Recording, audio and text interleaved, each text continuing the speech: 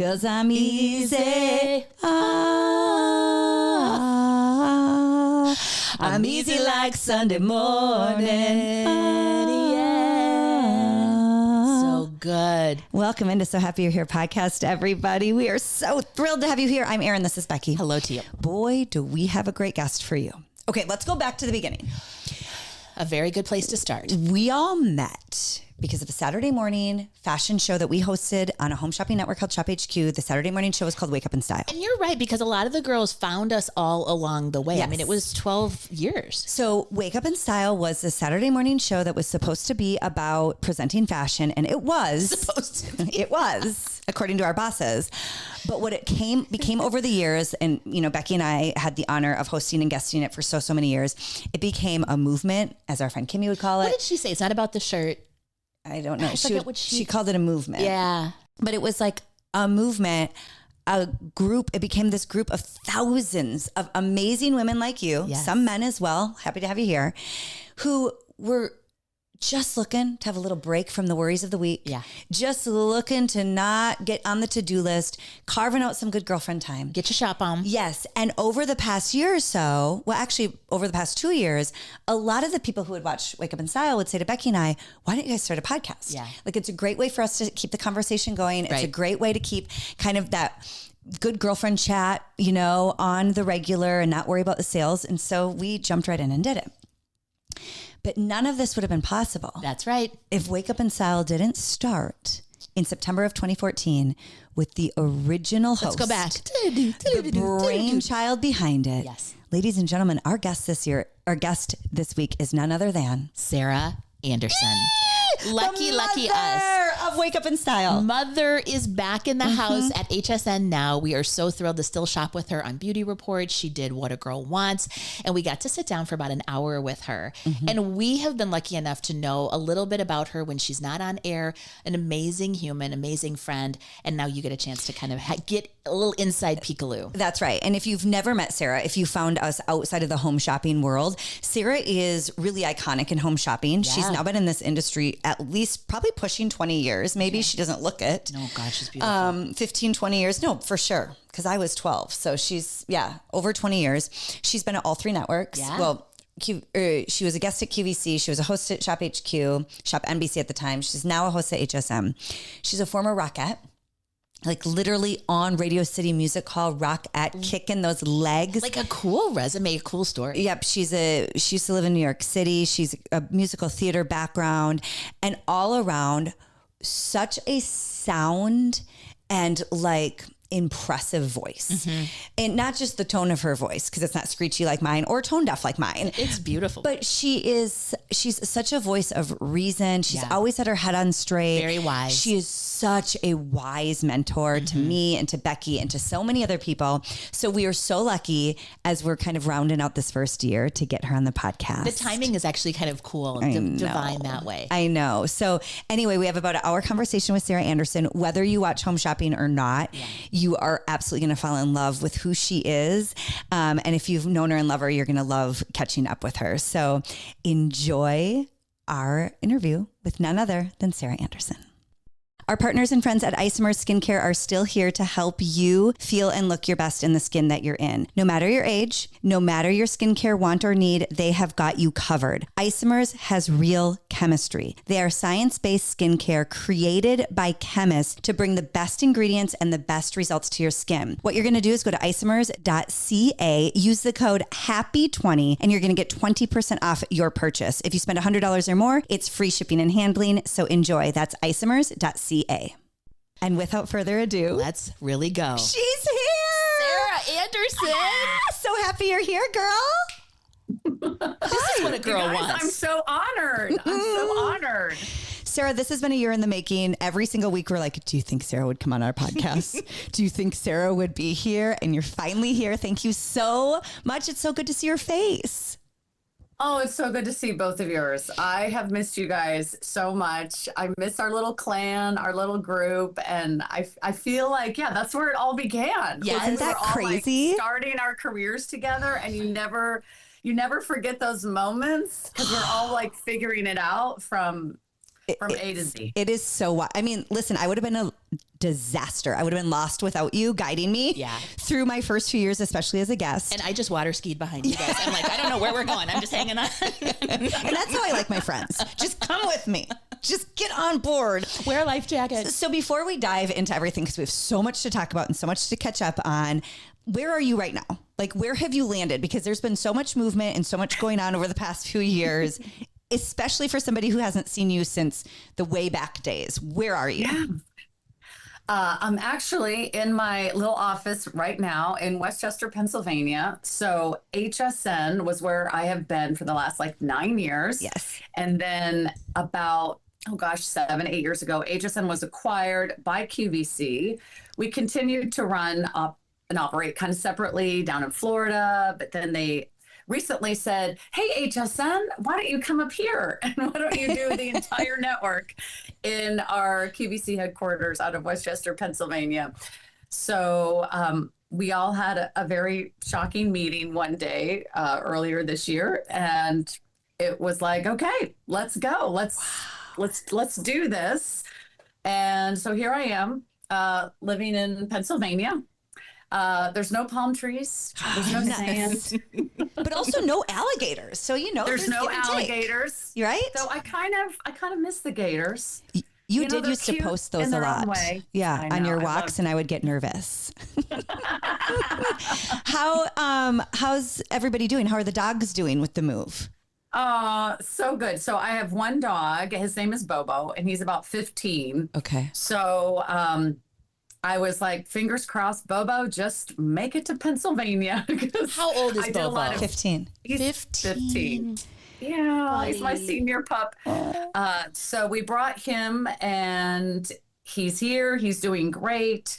And are you going to foster dogs up there? Because you fostered a lot of dogs down in Florida, didn't you? We did. We had probably 20 plus dogs roll in and out of our little house. It's like us in Minneapolis. It's like us with teenage boys, with the kids coming and going. Yes. We had a foster of the month. Yes. And every month they either peed on something, chewed on something, broke a screen, broke a door. They just wanted to leave good memories for you. They just wanted to make sure you never forgot them, no matter where you left. Okay, so now you're settled in Pennsylvania, but you're still working with HSN. This is still HSN, right? Even though you're sharing space. Yes. Yes. And a lot of people had that question. So are you on QVC now? We're still totally separate networks. QVC is QVC, HSN is HSN. We have many of our own brands, and we have our own hosts, and we don't sort of really actually see anyone on the QVC side very often. We only share a little central command center where we get our microphones and we get our cards and our notes. And so that's been fun. We'll cross paths. We're all doing the same crazy business, but we still go to our separate networks at the end. Do you ever see Allie Carr? Because she was also back in the day, when we started, she was moving on to host. You can't escape us, Sarah. We all stick together. Okay, so we're going to dive into all things home shopping and your background and everything. But because we all met in fashion, most of the listeners met all of us starting in Wake Up in Style. And then we have so many nice, new, wonderful friends here. But we like to kick off every episode with a little fashion flash. So, do you want to do this fancy sound? Are you ready? We don't want to show off, but we've got sound. Sarah can't hear it because she doesn't have the ears on. You're exactly right. Yes. It was a magical sound. Yes. What right now are you loving in fashion, Sarah? Oh, good question. Well, actually, I'm loving that I get to buy a whole new wardrobe because I just moved to an entirely new That's right. Did you get rid of all of your puffers and your sweaters and all of your gear? I had one emergency kit for traveling when I lived in Florida, but I would always sell fall fashion, even in Florida, because obviously we're broadcast nationwide. And I would sell all these sweaters and really cool leather jackets from Giuliana Rancic and really awesome leather and suede boots from Vince Camuto. And I'd be like, gosh, those are so cute. I will never wear those in Florida. And now I'm like, I am definitely going to wear those. So, oh my gosh, I'm jealous. Me, where do I start? I mean, Well, the Giuliana collection, I always have my eye on that. I don't know. Giuliana's stuff is great. You know where I think I'm hearing you say, Sarah, is you're into fall fashion, and it's everybody's favorite. The layers, the textures, right? The leather, the suede, the jackets. Sweaters. Like, don't you miss dressing in layers, you know? Yes. Yeah. I miss a good boot. I miss a good, like an olive jacket with like a creamy sweater underneath. I like pulled out this old like faux leather shirt. That's terrific. And I was like, oh, I could do that now. And I've got sweaters. It's going to be so much fun. And I look in my closet. I'm like, everything I have is all wrong. Like it's all wrong. I have sundresses, shorts, and flip-flops like that. That was literally the extent of my wardrobe in Florida. And don't forget your floppy hats. Big into the floppy hats. Yes, you taught me about floppy hats. Skincare number one. So girls, I think what Sarah's giving us permission to do is we should all pretend we also just moved and get a whole new wardrobe. That's what I'm hearing. When John says to me, yes, why are you shopping, Erin? I'm like, well, Sarah said that she's seen in fashion, new wardrobe. So girls, we have permission. New season, new wardrobe. Absolutely. Okay. So obviously we met in Wake Up in Style, where most people met, all three of us, but let's go back to the beginning, Sarah. Like, how did you find yourself in this crazy like career? Because it's a wild career and not many people end up here. We only end up here by accident. Exactly. All kinds of this was not the plan, people. This was not the plan. Okay, so way back, I'll make it short. I did musical theater. So musical theater was my passion. I grew up like singing, dancing, acting. I was in the school musical and the Nutcracker, you name it. I was Twinkle Toes. And then I moved to New York, did musical theater there for about a decade. And on the side of all of my little dancing or theater gigs, everybody would do like trade shows to like pay the bills. And it was like how to fill in the gaps in your salary. Because summer stock only is for the summer. Like you got to get a new job in the fall. So we would do everything, all kinds of trade shows. I did like shoe shows where I would model shoes. I worked for Mattel. I did like their toy fair. I would go to the convention center and represent people's products. Yeah. So that was like a popular thing for actors to do in New York because they would just give you a script and say, hey, can you talk about this thing for a few minutes? I'd be like, yeah, sure. So that kind of developed over time. And I realized, oh, this is pretty easy. You know, we can pick things up pretty quickly after being live on stage. It's not so different to be live in a convention center or with people one-on-one. And then my agent said, hey, you've got some good videos of you presenting products at conventions. I think I'm going to send it to a home shopping channel. And I was like, wait, a what? Like, I didn't know anything. I didn't know anything about and it was QVC at the time. Yes. Right. She says, I have a vendor who's looking for someone to represent his products on QVC. And I said, okay, let me figure out what QVC is, but sure, send in my tape. And she a gig's said, a gig. Yeah, I was like, I'll do anything to pay the rent in New York. And she says, you're hired. And I said, so what do I do? And she's like, you have to sell a vacuum on QVC. Yeah. And I was like, a vacuum? She's like, oh, don't worry. They're going to send it to you. You're going to work with the vendor. He'll tell you how to present it. I'm like, how hard could it be? I'm selling a vacuum on television. So they send me the vacuum and I'm in like a maybe 700 square foot apartment in New York. Yeah. Like it is just like what they call a railroad. Yeah. Like my stove faces my couch, which actually leads into my bathroom. Yeah. So... And you weren't doing a lot of vacuuming.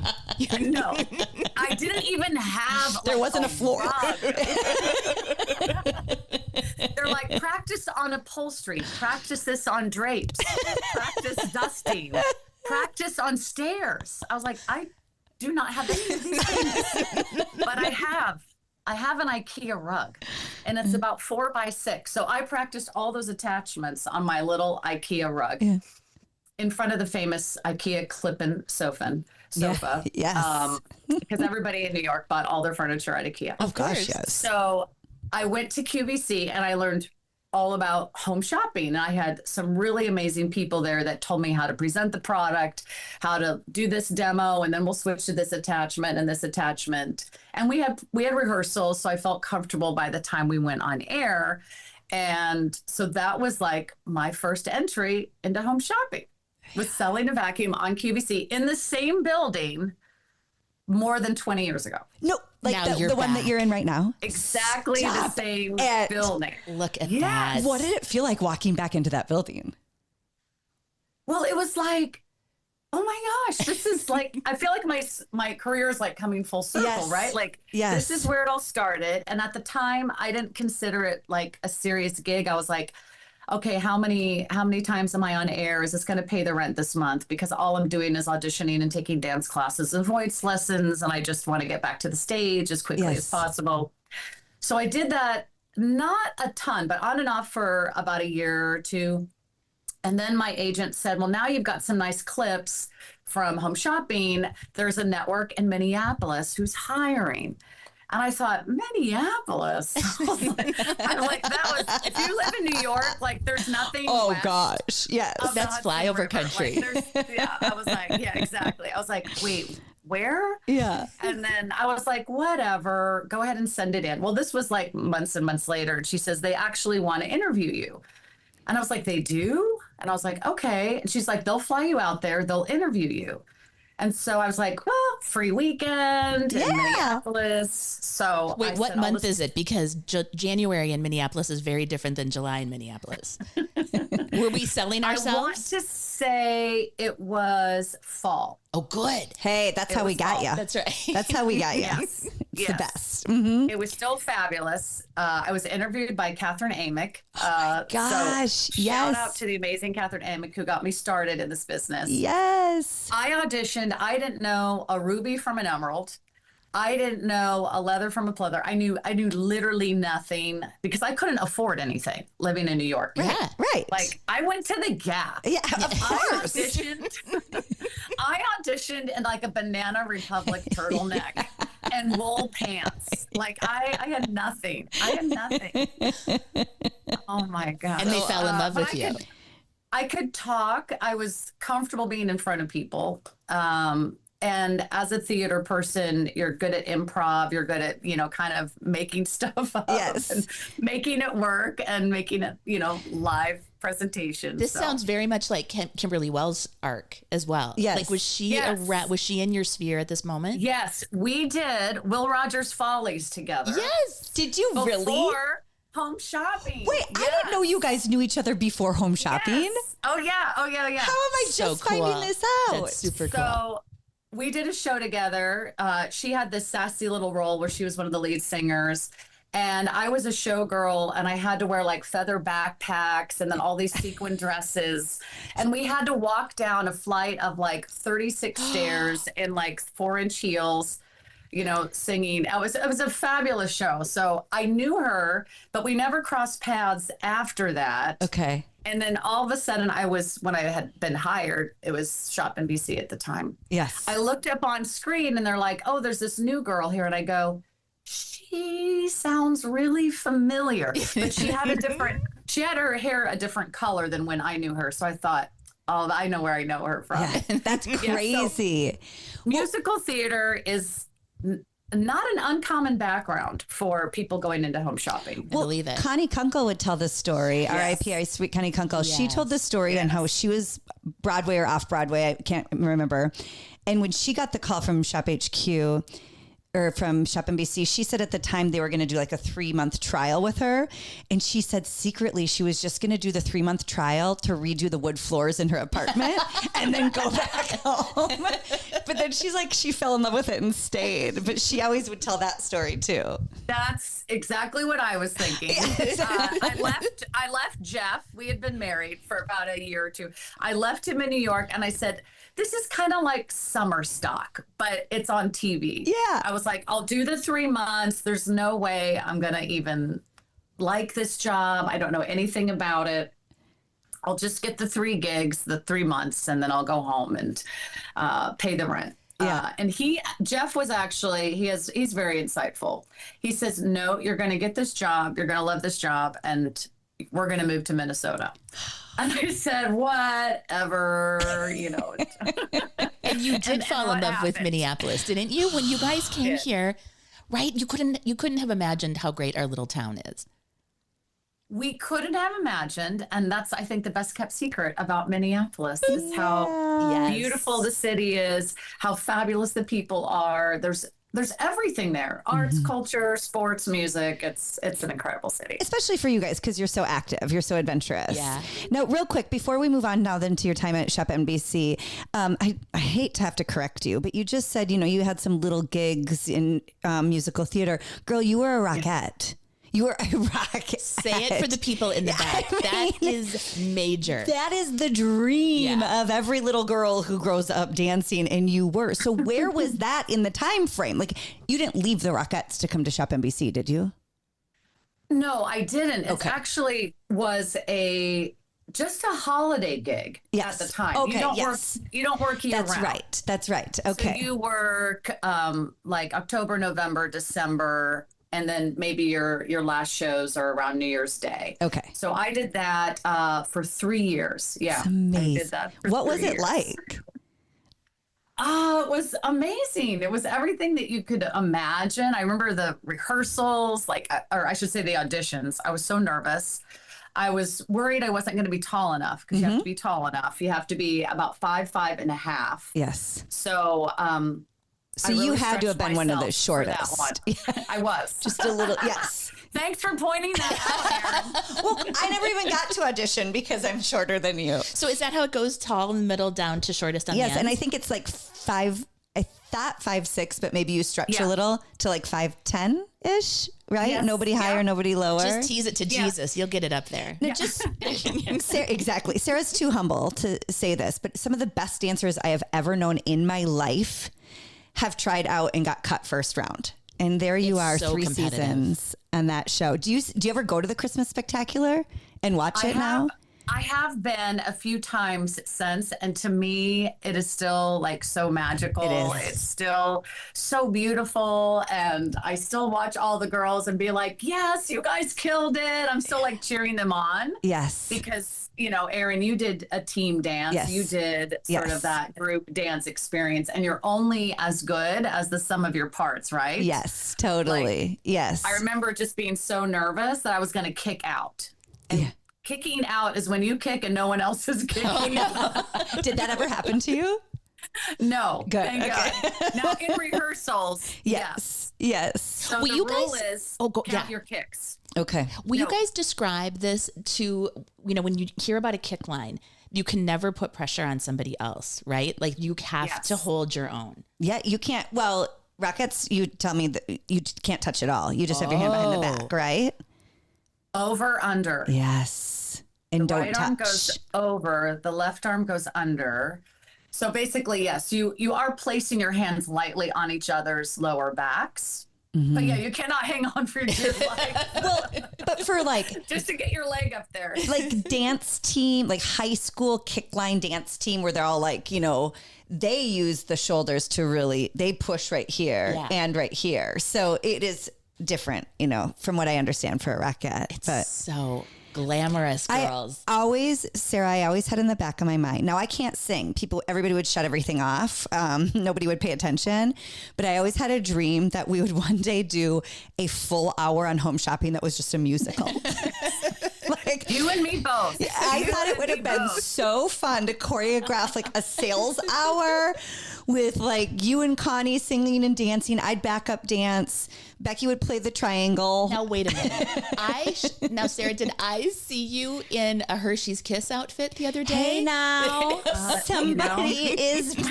You copied my idea. You're making it happen. That's the first step. I think I saw the Rockettes repost that to recognize some of their alumni. Like, look at what our alumni are up to. I really hope they didn't. They didn't. Okay, so now you're in Minneapolis, realizing what a little hidden gem this is. It's Shop NBC.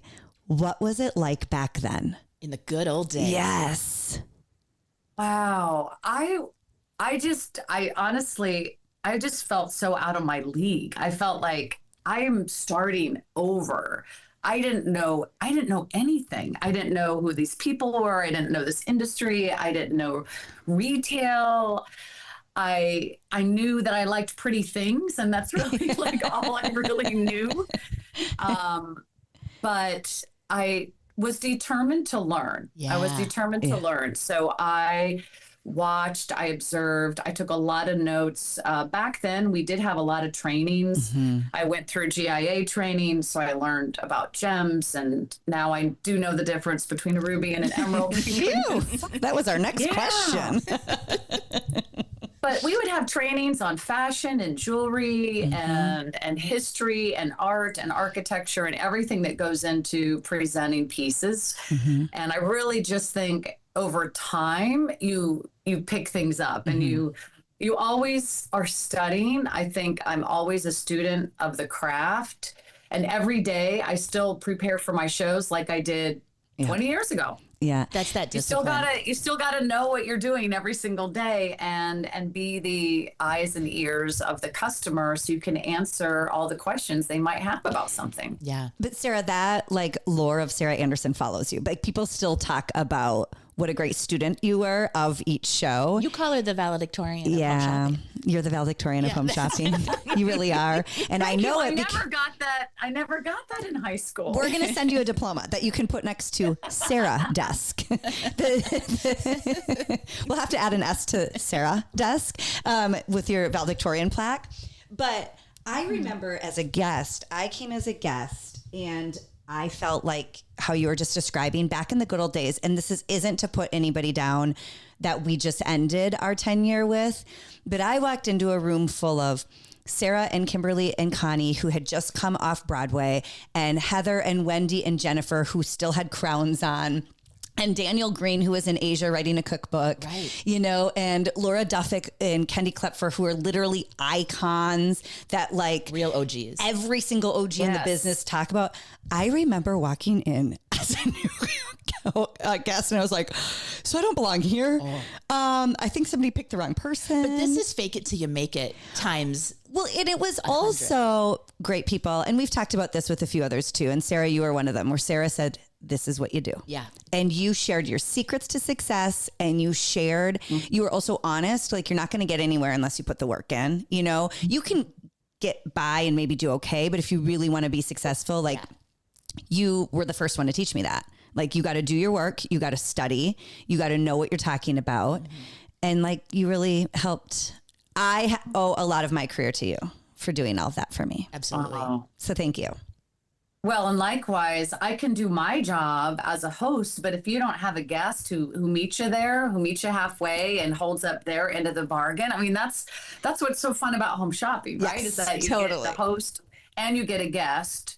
So you constantly have a wonderful dialogue. Yep. The host is there to kind of guide the show and lead the show, but the guest is there to provide all the information. And it was like such a blast when you had an awesome guest.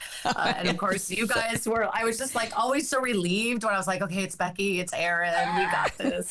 So they would bring the energy and the fire and the excitement and the details. Thank you. So we hear that a lot. You can't lose. But we hear that a lot. Tell me what's the converse? Like, what does it feel like when you have a guest that isn't bringing those things? Is it like they don't crickets? Bring the thunder? They don't bring the thunder. Yes. It's, that's where you have to figure things. I mean, I think that's dancing. the skill set of a really good host, is saying, okay, how do I get what I need out of the person next to me? And Chuck Clemency actually once told me, he said, Aaron, never treat every guest the same. I mean, obviously with dignity and respect, but he's like, every guest is going to come with different like strengths and weaknesses, and it's your job to know what their strengths are. Interesting. He told me that once, which I was always thankful for. I don't know, right? That's great advice. I would try to, if I hadn't worked with that guest before, try to watch videos of them or celebrities. I would look at their interviews. I would maybe read their biography or watch their latest film, just to get a feel of like who they are and how I could guide them, lead them, support them. Because you're right, every guest brings totally different energy or different personalities. Yeah. And you have to find the little nuggets. Yes. And to draw them out. And sometimes it would take 20 minutes, 30 minutes, but by the end of the hour, you've got them more comfortable. You've got them telling funny stories. Yes. And so that's when you feel like, okay, we got there. Totally. Nailed it. Yeah. I always used to think too, like as much as I wanted the customer to learn about the product, I wanted them to learn about the guest. Because are you really going to trust somebody if you don't know them? You know, I don't know. Right. I always thought that was a good way to look at it. I remember my first show with Beekman. You gave me their books and you're like, read the books. And I did. I read them front to back. And you're like, this will help you kind of better understand. And it really was an easier way then to kind of know who they were. Will you girls describe a time when Beekman didn't run the planet? Like you guys were in the early days Wait. of that little baby company. Let me set this up. I was a guest sitting in the green room and Sarah walks in with Josh and Brent one day. And she introduces me and she's like, this is their first show. I can still see you and I can see them. Because you were the first to ever host the Beekmans on air, correct? Yes. Yeah. So you knew them before this brand. Yes. Did it take off right away? Was it a huge brand right away? It definitely was. Okay. And I think we all sort of sensed that we maybe had something really special. But I think one of the most amazing things about that brand and what makes it so special is Josh and Brent. Yeah. And they are the creators, the founders of Beekman, for anybody who's not familiar with that beauty brand. Yeah. And so I knew that if we told their story and we got to the heart of who they were and how they built their business neighbor by neighbor in their small town and how they created their very first bar of soap, I knew people would be so interested and would want to do anything to support them. Yes. So once we got that story and once of course they got the product in their hands, Yes. then I think that was magic. And those presentations, the big frothy, foamy, Yeah. great, you know, the goats in the background. Was that part of the presentation from day one? Yeah. Oh, it's so smart. Yeah. Yeah. It Because really was. it's been many years. So I think people just assume that they've always been this big, you know, moment in home shopping, but it really started in Minneapolis with Sarah in Studio D. I remember with the goats, which is crazy. Another thing that nobody needs to be told is you started Wake Up in Style. And that truly became, I don't know, I mean, it became so much more than a show. Yeah. Like it is why we have this podcast. Right. It was thousands of women who, Sarah, like you are our North Star. Like you are the reason. How did Wake Up in Style come to be? Like we just jumped in as your guests, but how did it start? Right. That's a really good question. So we did a lot of big fashion days at HSN. So I loved doing fashion. I loved being a part of it. I remember I was looking back at some old photos, remembering our fashion days, and it was, we would like get so excited, like fashion day is coming, fashion day is coming. And you knew you were going to work, you know, maybe from 10, 11 p.m. and you were going to come back the next day and you were going to have, you know, more hours and more presentations. But it was just like this awesome, like exciting marathon that we all like got, I think, a real kick out of, a real high, because we would be exhausted, but we would have fun. It would be hilarious.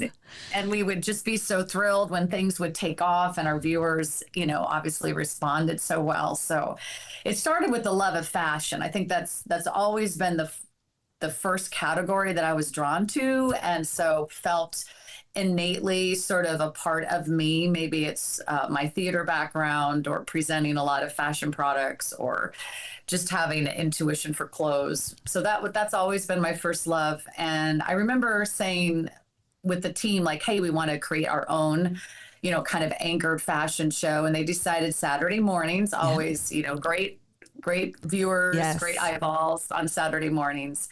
And we spent it was about a year in the making, but I would go with the buyers to New York and I would sit with them while they went to all the manufacturers. So I really got kind of a cool behind the scenes look at how products are brought to television and how buyers buy for television.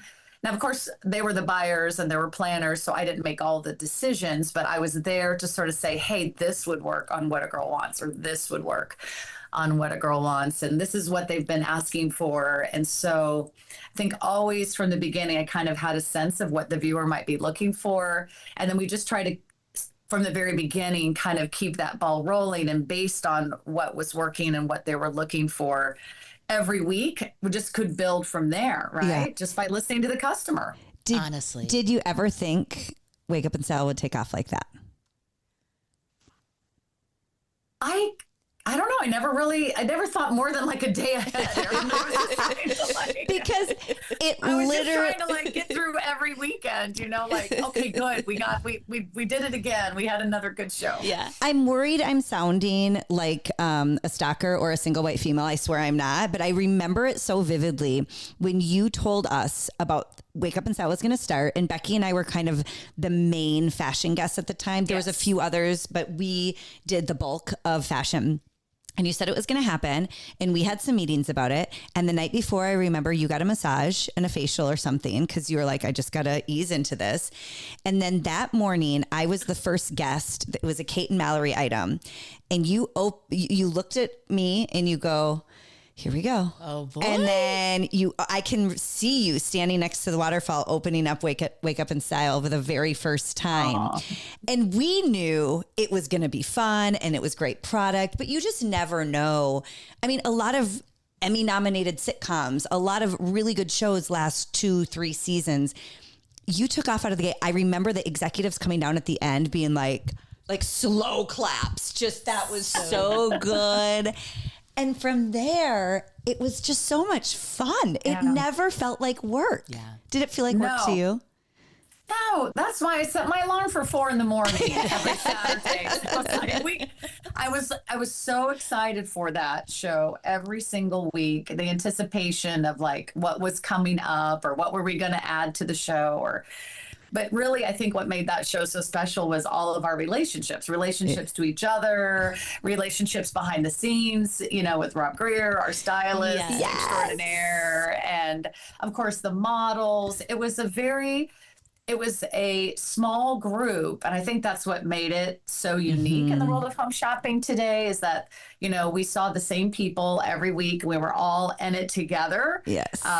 Whether you had a good week, a bad week, we all had to show up and pull it off. We all had to create live television the minute that red light goes on. It is that kind of like, hey kids, let's put on a show. Totally. Like it had a little bit of that scrappiness. It was so fun. But then also, I think because it was so successful from all the work that you put into it, I think they allowed us to have more fun than maybe other shows were always allowed to. Can we talk about this? Can we talk about some of the setups? So Sarah had the kind of free range, like other shows, there was like you had to really stick to what was happening. But Wake Up and Style, Sarah kind of got carte blanche.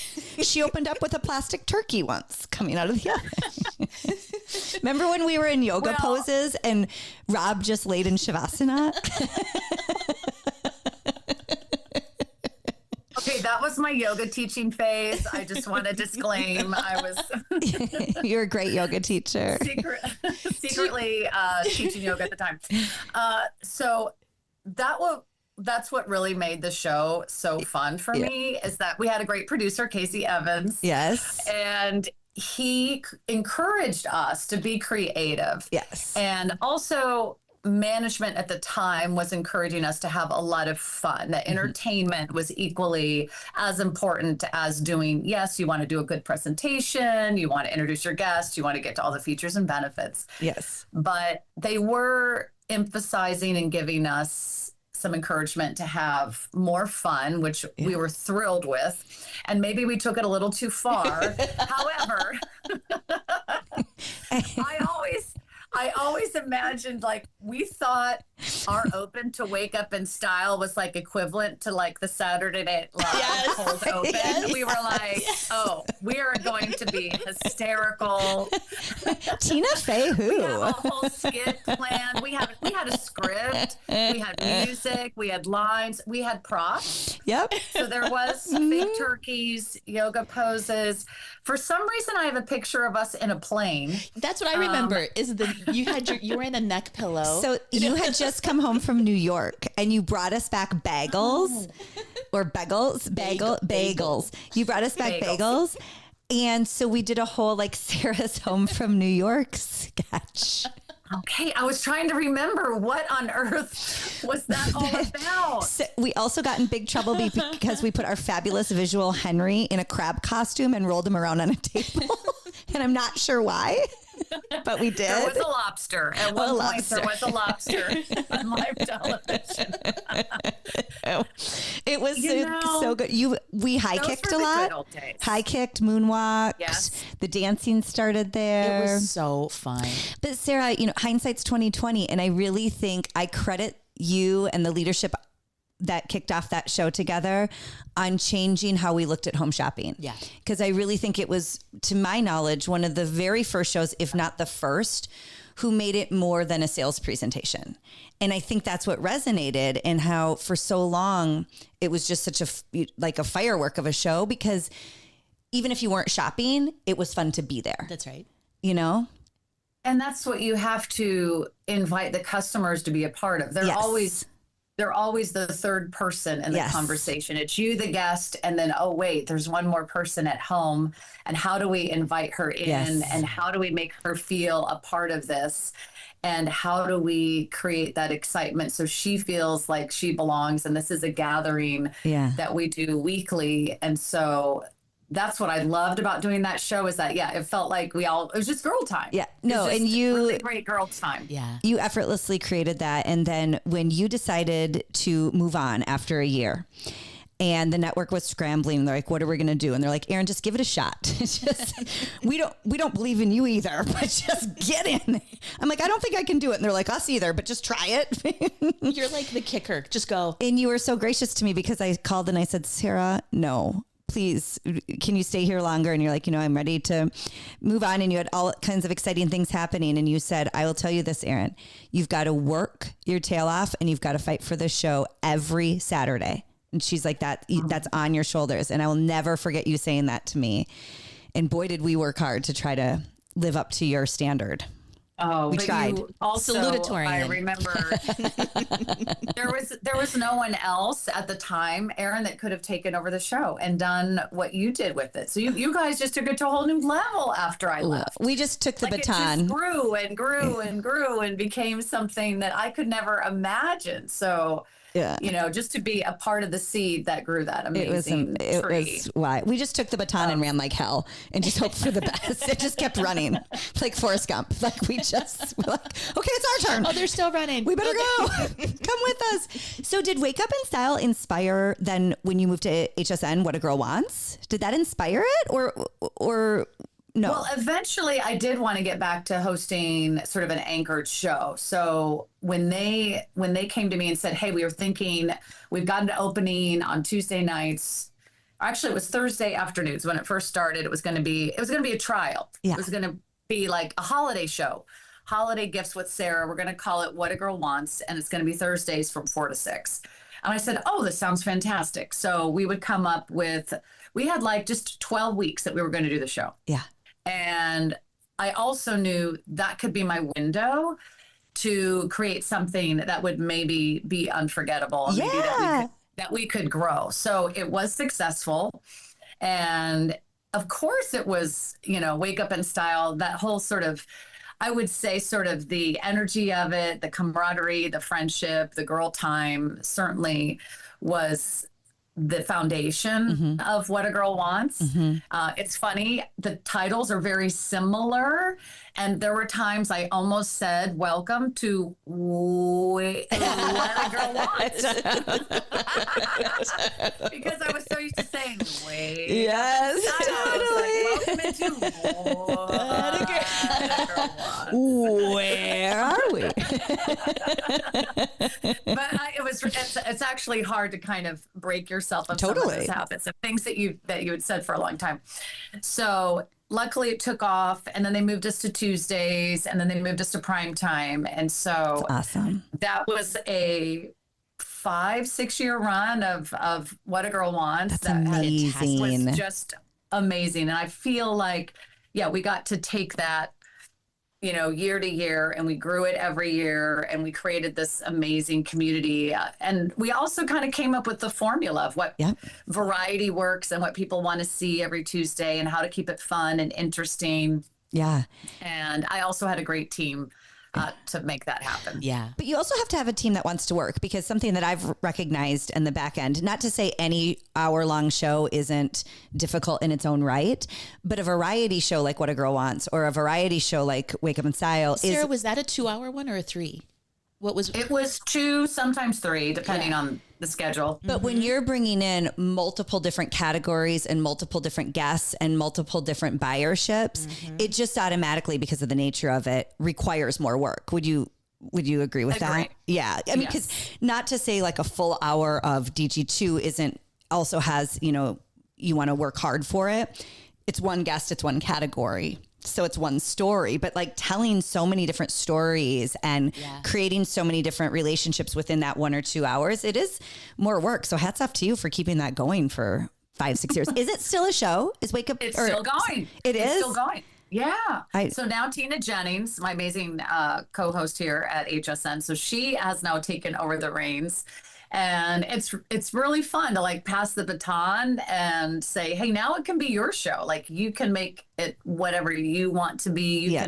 You can take it to the next level. So like you graduated high school. A bittersweet time bittersweet to say goodbye, but also to know that sometimes the needs of the business change, and we're always evolving as hosts. You're never like done learning. So, but you moved on from When a Girl Wants to Beauty Report though, right? Yes. And how's that going? I mean, that's amazing. That's been around for how long? I mean, that's a long. Beauty Report's been around for more than 12 years. Oh my gosh. More than 12 years. So a long time standing HSN beauty show. And when we made the transition to Pennsylvania, they offered all the hosts an opportunity to continue their jobs here, but obviously for many personal or family or reasons that their spouse couldn't come, a lot of hosts could not make the transition to our new studio location. And you're asking a lot to move from Florida to Pennsylvania. So not all the hosts came, which means the ones that were remaining, only half of us made the transition to Pennsylvania. Then we all had to sometimes move around to different nights of the week. Got it. Okay. Where we would continue the programming. Yes. We wanted to maintain the wonderful integrity of the programming and maintain our customer base and keep them happy and keep them shopping and know that you're still going to get What a Girl Wants on Tuesday. You're still going to get Beauty Report on Wednesday. You're still going to get the list on Thursday. Yeah. And so on. So. Oh, amazing. Yeah. So then they said, can you move to Wednesdays? And I was like, I'll move to Wednesdays. But you are so good about that, about pivoting and about making that look seamless. Well, you have to be very flexible in this business. I mean, you have to constantly adapt. I think you guys know this. You've been given so many different brands. You've been given so many different shows, so many different challenges. And if you don't rise to meet that new challenge, or at least be open-minded, like, hey, you're right, I haven't done that show. Let me give it a go. Yeah. So at first there's some trepidation, like, ooh, I'm filling big shoes. Amy Morrison ran that for 12 years very successfully on HSN, amazing beauty host. And I thought, okay, so now I'll take over that journey as we get here to Pennsylvania. But the one thing that's constant is that the viewer is still there for beauty. Yes. So that's what we can continue the tradition, have fun. I was already presenting a lot of beauty on Tuesdays and every other day of the week. And so I just thought, I can do all beauty on Wednesdays. Why not? You. I like a gamer. I like a gamer. So do you have favorite moments? Do you have any embarrassing moments? Do you have moments that stick out along your career in home shopping? Oh my gosh, there's so many. Yeah. There's so many. Is there embarrassing moments? There's some good ones.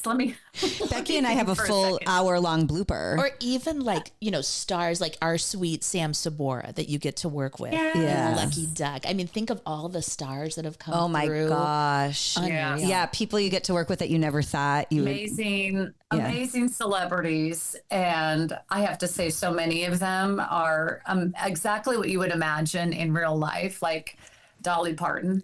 I mean, wait, you worked with Dolly? What a national treasure, Dolly Parton. We got to do shows with her. She had a fragrance. So she was as beautiful and delightful and, incredible, on air as she was in real life. I had a very memorable interview with Lionel Richie, who is about as fantastic and funny and generous and as kind as you could possibly imagine. Yes. We had so much fun. He was so great. He was so great and kind. Did he sing And for when we you? met, yeah, we got him to sing. Oh, good. Wait, can you guess the names of his perfumes or fragrances? Dancing on the Ceiling? Easy like Sunday morning. Easy like Sunday morning. Not Dancing on the Ceiling? Ceylon down. Is that enough? Maybe that's not a good. Ceiling. No, you're at Christopher Cross. Okay. I'm happy you could tell it with my tone deaf voice. Hello.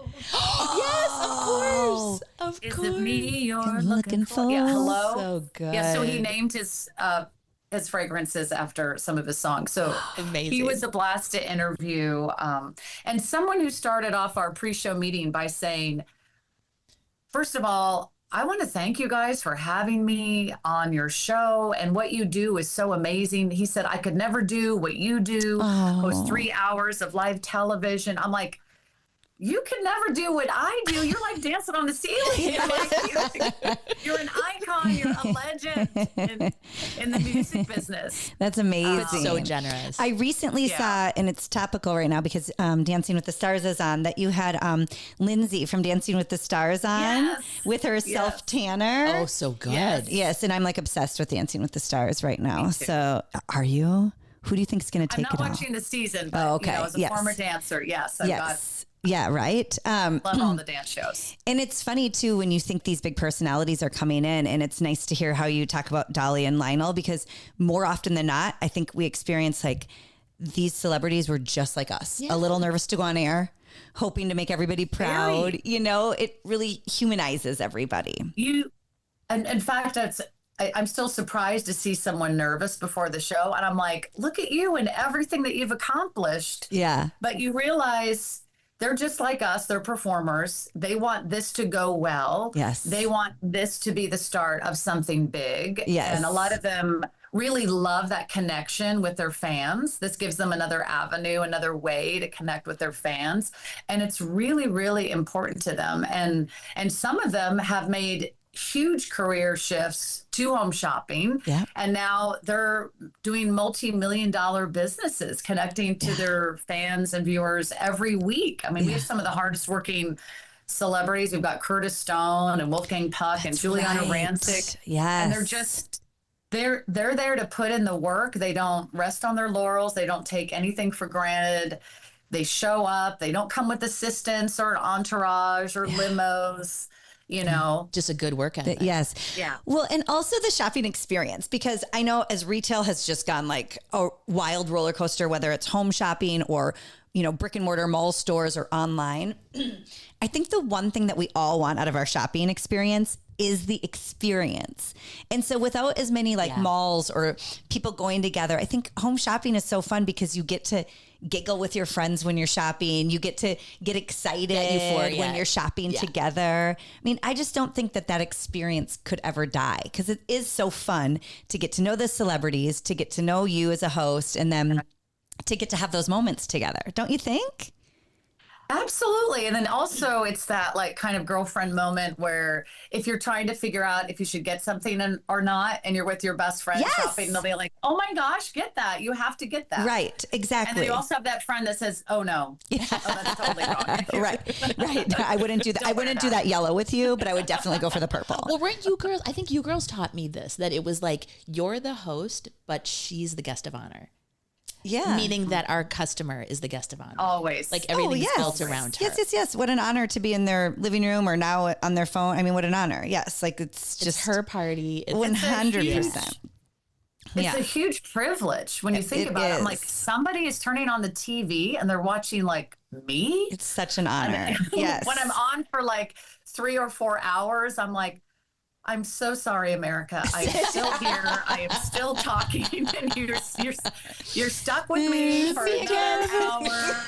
I remember one time one of our old bosses was like pushing me for a lot of 4-hour shows. And I was like, listen, it's not even about my work ethic or my energy. Like, people don't go to Tom Cruise movies for 4 hours in a row. They're out in 2. I'm like, nobody wants to see something Give for her 4 nobody. straight. Give her an intermission. Yes. Like, she's going to peace out. I don't know what to tell you. Right. Or your host is so exhausted, they actually wear 2 different shoes on camera, which is what I did on Sunday night. Did you really? When did you notice it? I didn't notice. My friend Chelsea, a host at QVC, we were chatting after the show where we both take off our microphones and be like, hey, how'd it go? And she was like, I love your dress. And then her eyes kind of slowly pan down. And she's like, are you wearing 2 different shoes? And I look down and I'm like, I sure am, Chelsea. I sure am. This is the problem with you dancers. Just finished live shows. I just finished 3 hours. But you're used to your feet hurting. Why didn't anybody tell me?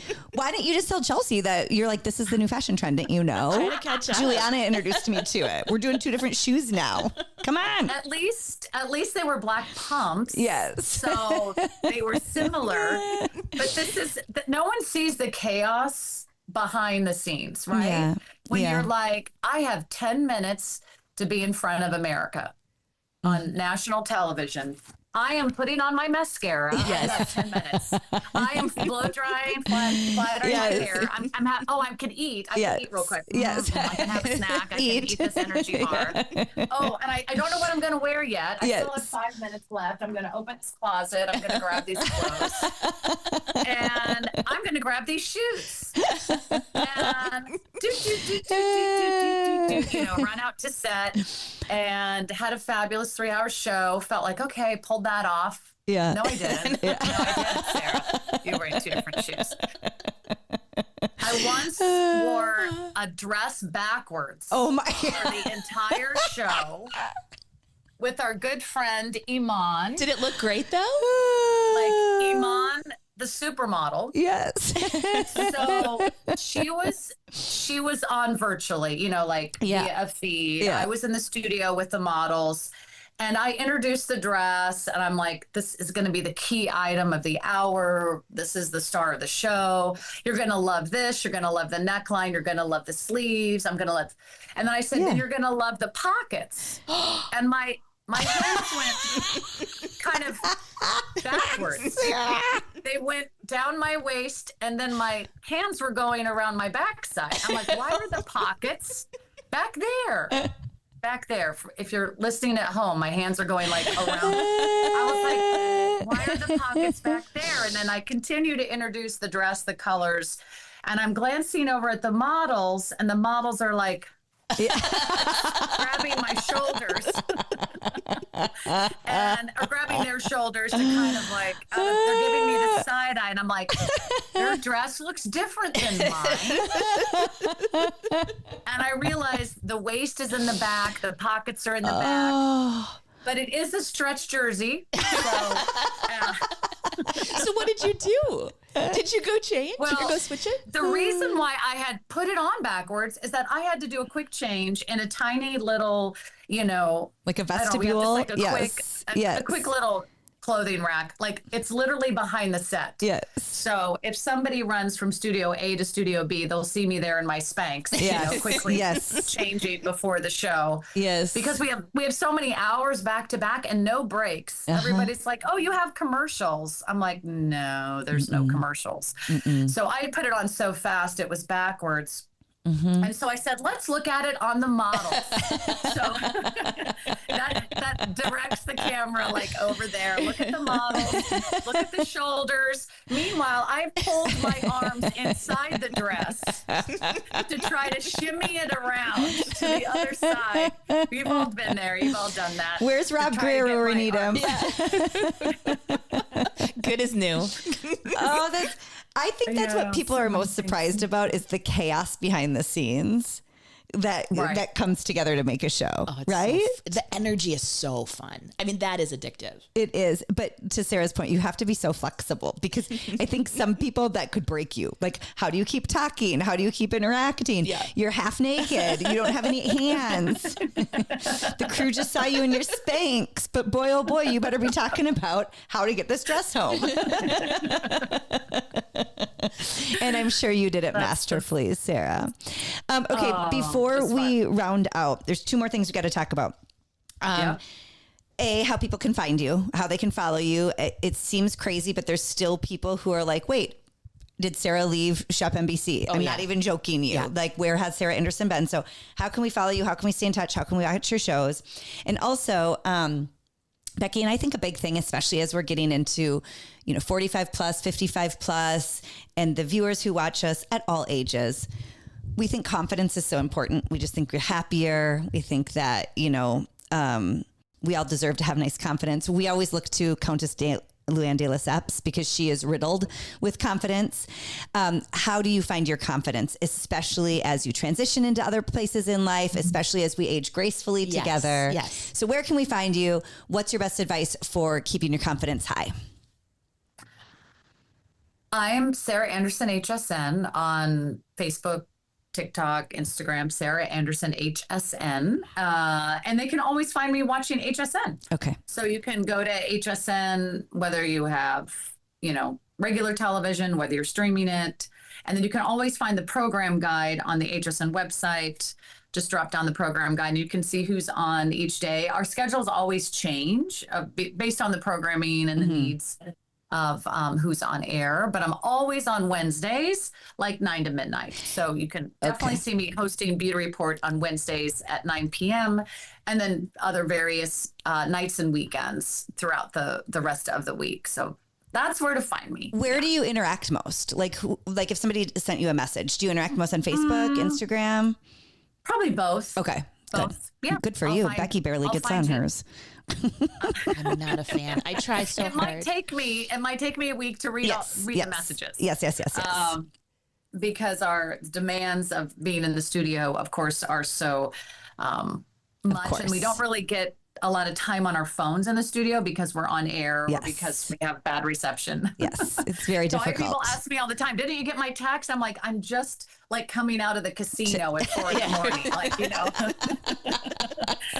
we call it a casino because there's no windows. It's 24 hours a day. Where lights are always on, air is always pumping. Always on. Yes. There's always cold drinks in the lobby. Of course.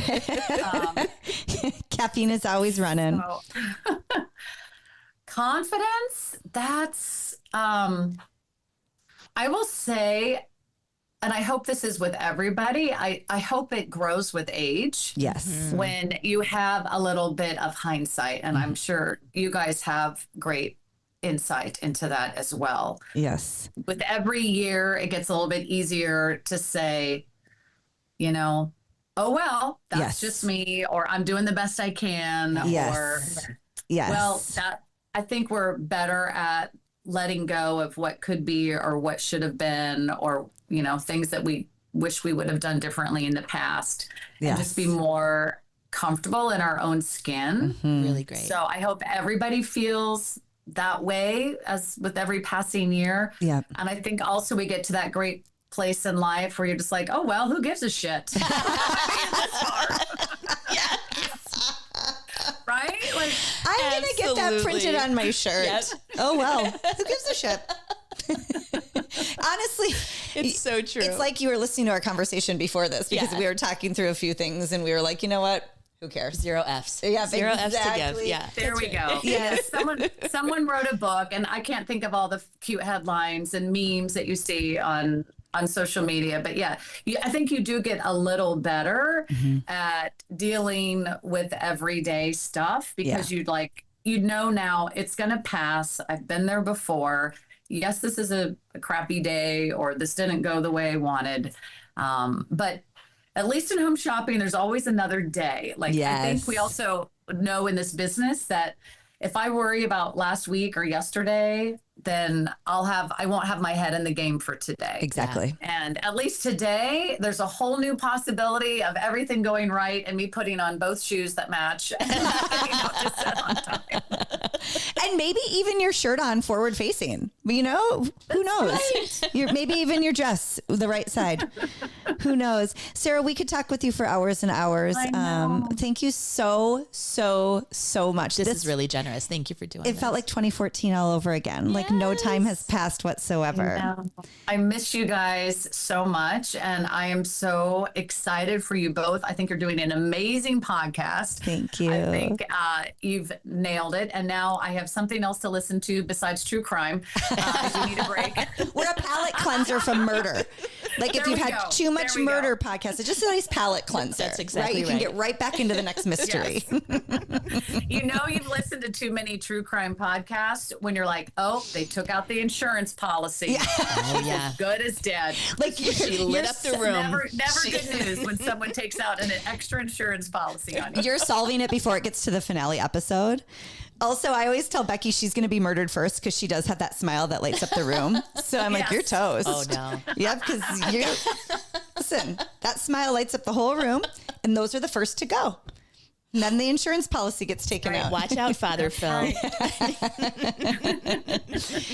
Sarah, thank you so much. Can we have you back on in a few months? Would you stop by again? Oh my gosh. Well, anytime. Okay, thank you. Anytime. I love seeing both of your faces and know that what you both have is such an incredible gift. The gift of gab, the gift of sharing your life, your laughter with others. I mean, it's something I think we all need and something that I think makes everybody smile. And that's why I love what we do, whether you do it in a podcast or on television, is that we get to connect with the viewer at home and help them have a better day. Maybe it's a smile, maybe it's a laugh, maybe it's just saying, oh my gosh, that happened to me too, Sarah. Some camaraderie to know that we're all in this together, and together we're much better for it when we have girlfriends. Sarah, we really are. Said. And we learned that all from you. And thank you so much. That was so well said. So friends, make sure you're following Sarah Anderson, HSN. Stay tuned for her shows. And then we'll be back next week. But thank you, Sarah. We love you so much. Love you guys. Bye. Take care. Bye-bye. Hey friends, we've got a new partner of the podcast. It's Sarah Styles Collective. She's a wardrobe consultant. She's a stylist. She's a former TV fashion host. You know her, you love her. It's Sarah Skillroot. She has launched a brand new career to help you feel confident in the clothes that you're in. If you just need a little pick-me-up by the season, if you've got a special occasion coming up, if you're just looking for what the trends are going to be next week, next year, she has got you covered. So head to Sarah Styles Collective on Instagram and let her know we sent you.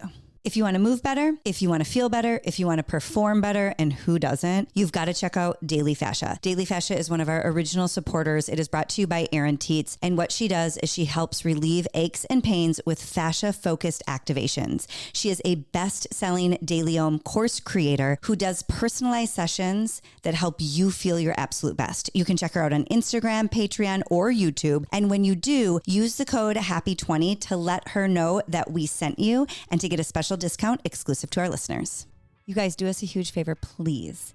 Will you like this podcast, share it, or subscribe? Because that helps, right, Bex? It'll help us a ton. It will. And I don't know if we've helped you, but if you don't mind helping us, that'd be great. Fair's fair. Love you.